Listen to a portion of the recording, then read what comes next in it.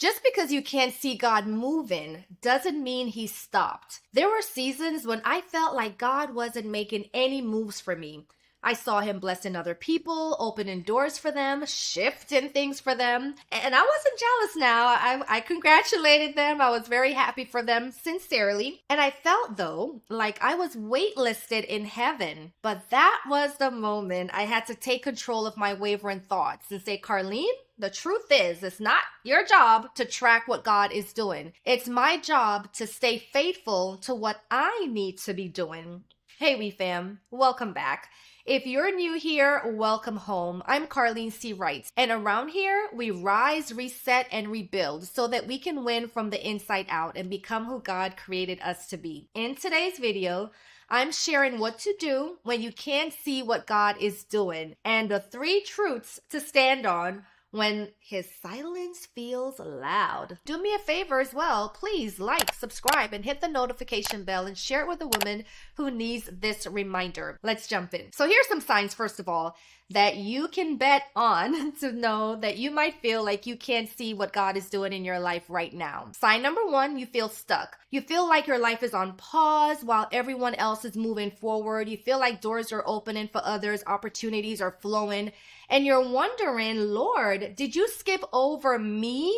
Has anyone ever been there? Sign number 2, your prayers feel like they're hitting the ceiling. You're praying, you're believing, but it feels like heaven just went quiet. I know I'm not the only one. Sign number 3, you're questioning decisions that God once led you to make. You start thinking, did I mishear God?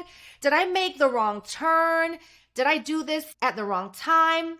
Was that really God or was that just me? Sign number 4, you feel unseen, hidden, or even overlooked. Like you're in a season where no one understands you. No one understands what you are going through. A season where God seems silent, but your struggles seem so loud. Sign number 5, nothing looks like what God promised you. You believe the word.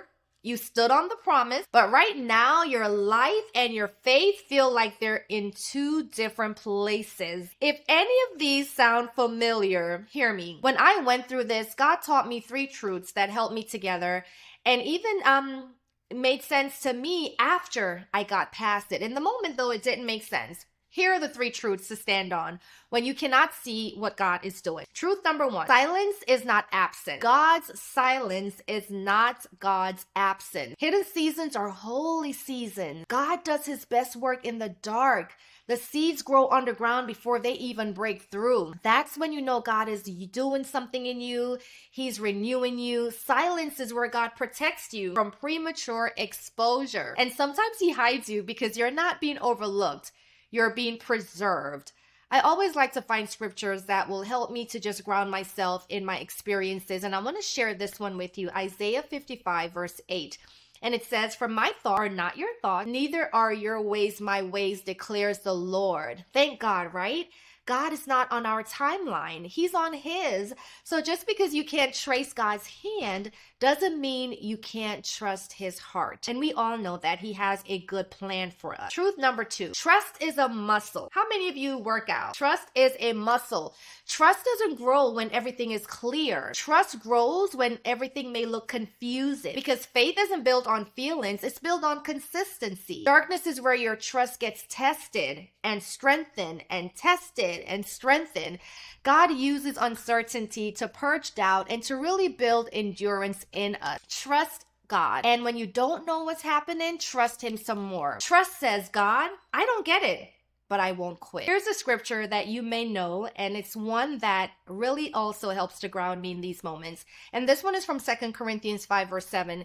For we walk by faith and not by sight. Let that just sink in for a moment. And then we have Hebrews 1:11, right? The hall of faith that says faith is the substance of things hoped for, the evidence of things not seen. So there is that trust again that we need because faith doesn't need proof. It just needs pursuit. So if you're in the season right now, trust God. Build that muscle. Truth number 3, and this may be hard for us to allow ourselves to accept, but God reveals things in stages. God really shows you the whole plan because you'd either run or you'll try to control it.